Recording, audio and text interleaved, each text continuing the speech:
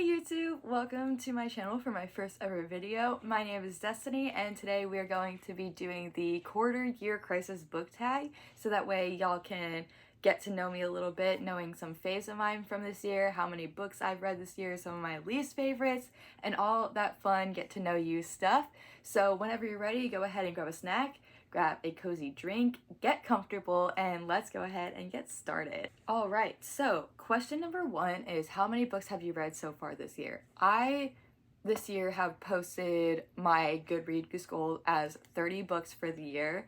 I typically always try to set it to 50, but I have such a slow reading pace that every single time I do not achieve it, and I started getting really upset and beat myself up over it, but I came to realize that it's quality over quantity of how many books you read. I would much rather read like 4 or 5 star books than 1 2-star books and read more.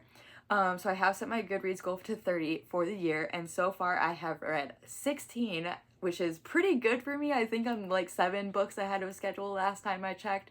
So I feel like I'm totally killing the reading game so far this year.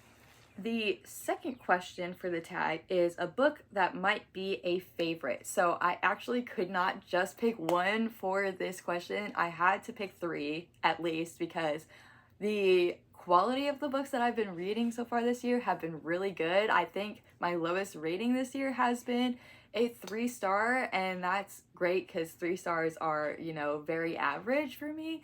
So I have not rated anything lower than a 3-star this year, and so it was really hard for me to distinguish one to be my favorite. So I had to narrow it down to 3, but I'm gonna try and make it quick to go through all 3 of these books. So for the first book, it's actually a series, and it is the All for the Game series by Nora Sakovic, and this is one of those books that I was so like questioning about reading because it has such a huge cult following and no one knows about the author, and like she just like popped up again 10 years later after writing the last book and just released a new book in this series, I think this month. And so the first book is The Foxhole Court, the second book is The Raven King, the third book is The Kingsman, and then the newest book is called The Sunshine Court. I've only read the first 2 books in this series, but y'all, I am obsessed with this series. I'm buddy reading it with my best friend Nat, and she's currently in the process of reading book 2, and I'm so like impatiently waiting for her to get done because I really want to move on and read the other 2 books. But if you do not know what this book is about, it's really hard for me to explain. But basically, it follows this boy named Neil, and he plays this sport called Xe for his high school, and he's actually on the run from his dad, who is a crime boss called the Butcher. And one day, this collegiate Xe team from Palmetto State, the Foxes, they come and they scout him to be on their team. And that's all I'm really gonna give you. I can't say anything else about this series other than please just give it a chance. I know it sounds weird. There's sports, there's mafia, there's, you know, mob bosses, crime bosses, whatever. But I am so obsessed with these characters, with this story. You're like, wow, how can I ever love characters like this? They're literally insane. But then you read more and you find out what they've been through in their lives and why they act the way they do, and it's just like a beautiful found family. And if you have not read this series, please give it a try because it's just so addicting, and I cannot wait to finish the other 2 books, and hopefully the author's coming out with more in the series because we all need it. The second book / series that could be a new favorite is actually a manga series, and it is A Sign of Affection by Sue Morishita. This series was actually recommended by my best friend Bethany, and she recommended it to our entire friend group, and all of us have either just like been straight through it or are slowly making our way through the volumes that are currently out. I think there's about 9 out right now. And the anime actually just came out for this, so I'm so glad that I'm finally getting an opportunity to talk about this series because it is so cute. Typically when I read manga, I always like to go for the romance manga because I love good action manga, but it's like it's hard for me to follow along with the action scenes rather than watching them on the screen. But this book or the series is about this girl named Yuki, and she is deaf, and one day she's riding on the train and she bumps into this guy. It's Suomi, I think is how you pronounce it, and basically they start getting to know each other, and he's an amazing guy. He loves to travel and he loves to learn different languages, and so eventually, like, as their romance starts blooming, it's like so cute because he's trying to learn sign language. Like, he's asking her to teach him sign language so he could better communicate with her. And I've only read 2 volumes of this manga so far, but it has quickly become a new favorite of mine because I am just swooning every time. I'm kicking my feet, I'm giggling. Like, both volumes have been a 5-star. I've been tabbing some of the scenes because they are just adorable. I'm not going to spoil any panels, but please give this series a try, and if you love it, go ahead and just watch the anime. I have yet to see it, but I'm sure it's just as good and cute and wholesome from the pictures I've seen of it. But like I said, it's just a totally swoon-worthy series, and I cannot wait to keep going and see their relationship develop even further. And then the last book series that is probably going to be a new favorite of mine is the Bromance Book Club series by Lissa K. Adams. I have so far only read this first book, the Bromance Book Club, but this book was so fun and addicting, y'all. Like, I binged it in like 5 days, which is really fast for me, to be honest, and I just had such a great time. It was unlike any other romance I've ever read. Basically, it is about this guy named Gavin. He's a professional baseball player, and him and his wife are about to get divorced. And he knows they argue all the time, but he doesn't know exactly the reason why she wants to get a divorce with him. So he goes and he's telling his teammates about it, he's telling his friends about it, and they're, saying, we have to help him. And then they induct him in their book club called the Bromance Book Club.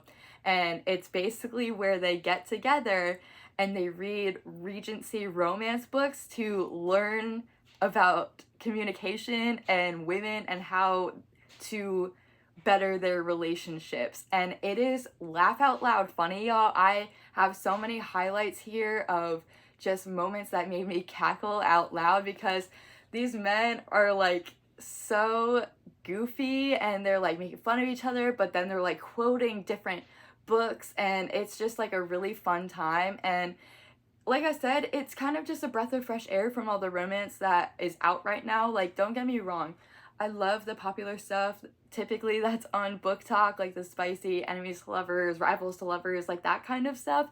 But this was just so different in the way of like, it was just a couple trying to learn about how to communicate successfully and better their relationship and be empathetic towards each other. And they were able, not to spoil it, but get together at the end because they learned about each other throughout this entire book and how to better their marriage and what they need to do to have a successful marriage. And it was just so addicting and wholesome, and there is some spice in it, so you don't have to worry about that if you're like, oh, it just doesn't look like it's for me.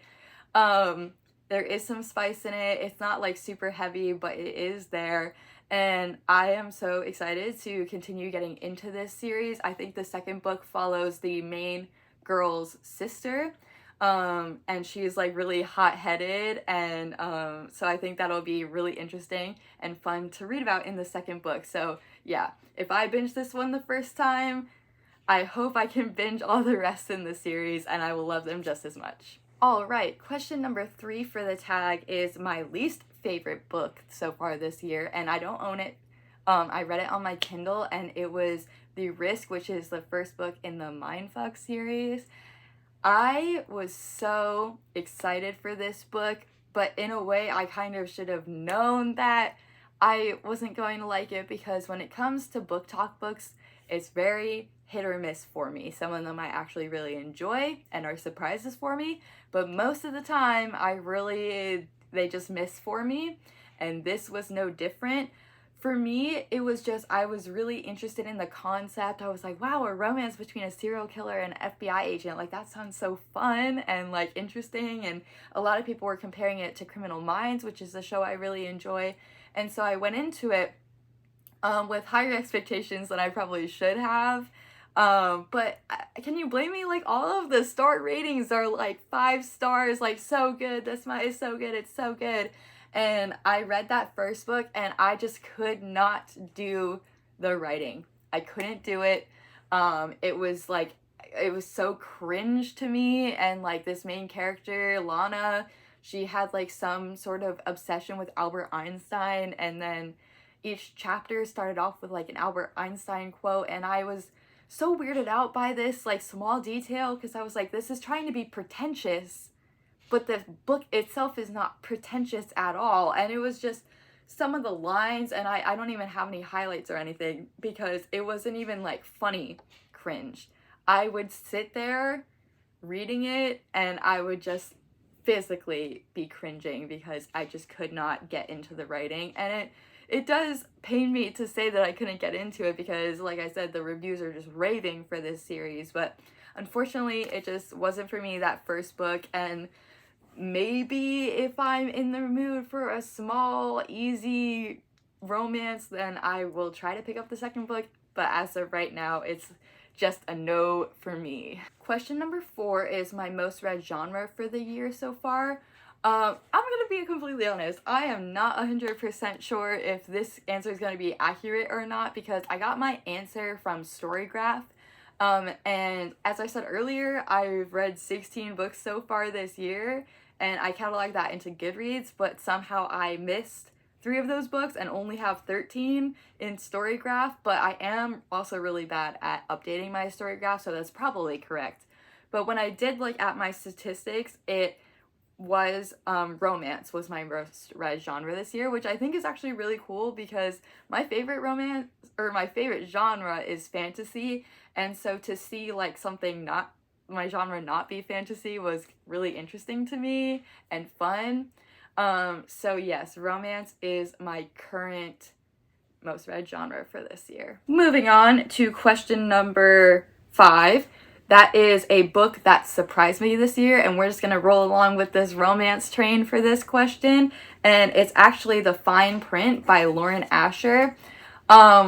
When I first heard about this book, I was like, oh, it's gonna be another book talk book that I'm probably not gonna like. But you know, people were talking about the cute amusement park dates and Dreamland and all that good stuff, and I'm a huge Disney girly, so I was like, I guess I gotta give this a chance. And I'm sure y'all have heard what this series is about at this point, so I'm not gonna get into the synopsis, but I ate this book up. I read it all on my Kindle. I was just binging through it. Honestly, it was really just an entertaining time. There's nothing really else for me to say. I bought the other 2 books, and I wish I annotated this one, but I definitely think I'm going to annotate those ones. I can't really say that this book is deep or necessarily a good book, but for what I was in the mood for at the time, it was entertaining, it was fun, it was just a good time. Like, the smut was pretty good, and so I have no deep thoughts on it or anything. It was just a big surprise to me because my best friend Allie said I probably was gonna hate it, and I ended up actually really loving it and just having a good time. So yeah. So question number 6 is a book that came out in 2023 that I still have on my TBR. It was at this moment that a plane decided to really start flying along in the sky as I was filming. So thank you to that very wonderful plane. This answer is actually really embarrassing for me because it is by an author that is an auto-buy author for me. Literally the woman who got me into reading when I was in 8th grade, and I still haven't read this book. It is Chain of Thorns by Cassandra Clare. Like I said, it's so embarrassing for me to talk about the fact that I have not read this book yet. Honestly, I really think it's 2 things. 1, the size. She's chunky. I'm pretty sure she's like over 800 pages. Should that scare me? No, because all of her books are chunky, and Queen of Air and Darkness was, I think, even bigger than that, and I read that, no problems. But another thing that does really scare me about this installment in the last hours is the reviews, because it's gotten really, really mixed reviews, and most of them are negative. So I am nervous to read it for that reason. But at the end of the day, I know I really just have to get over it and do it, because yeah, the reviews are loud, but I'm not going to be able to form my own opinion if I never read it. So I love Cassandra Clare's writing. I know she's not the best author in the whole entire world, but her books are really addicting. Her characters are lovable, and I just have grown up with the Shadowhunters and their adventures, and so I really do need to get onto reading this, especially because I want to move on to like her new book Swordcatcher and get into her different writing and what she can do now. So yeah, Chain of Thorns is definitely my most need to get to on my TBR. Question number 7 is a goal that I made for myself that I feel I am succeeding at. And for me, that goal this year would be to read more diversely within my genres.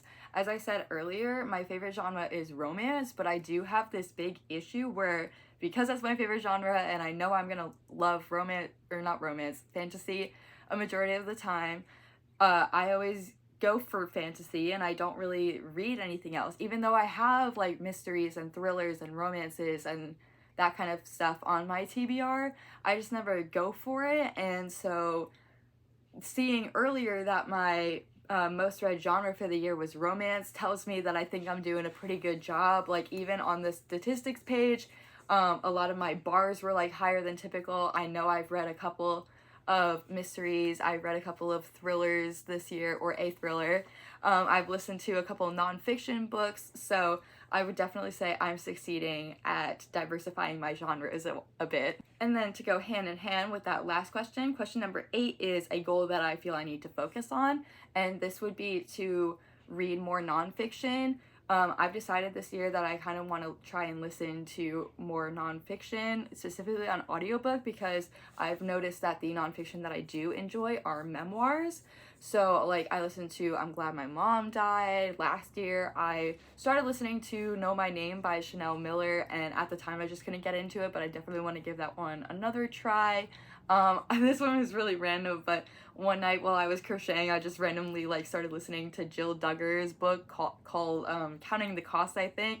And so I just love listening to the audiobooks of memoirs, because they typically are narrated by the people who wrote the book and the memoir. So it's like they're telling you their life story and what the book is about, and you know what they went through. So I definitely want to get more into that, and hopefully eventually get into just other types of nonfiction books, like maybe self-help books, other kinds of stuff like that. But for right now, I'm going to stick with memoirs. I know they work for me, but I definitely do want to focus on reading or listening to more of those. All right, I gotta film this final question because it's getting dark outside. My lighting's about to go away, but the last question is some new to me book content creators, and I have a couple listed here. I have Alexa Ray, Sarah Caroli, Destiny Sidwell, my name twin, and Katie is reading. And I picked these because 1, they're new to me, and 2, I just love the style of videos that they make.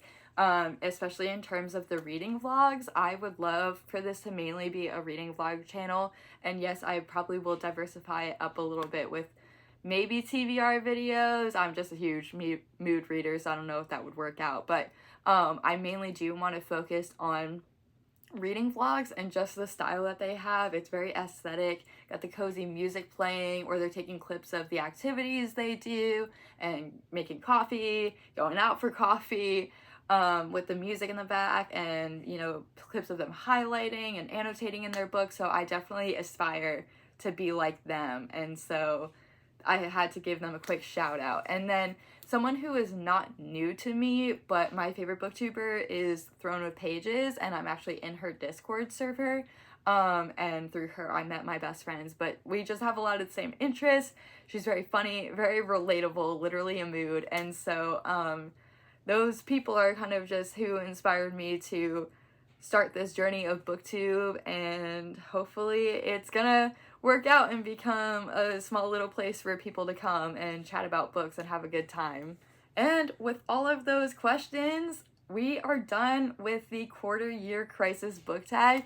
Thank you so much for watching today's video. If you enjoyed it, please go ahead and subscribe and give it a like, maybe a notification if you're feeling a little crazy. I thank you so much for being here for my first video, and I hope to see you in my next one. Bye!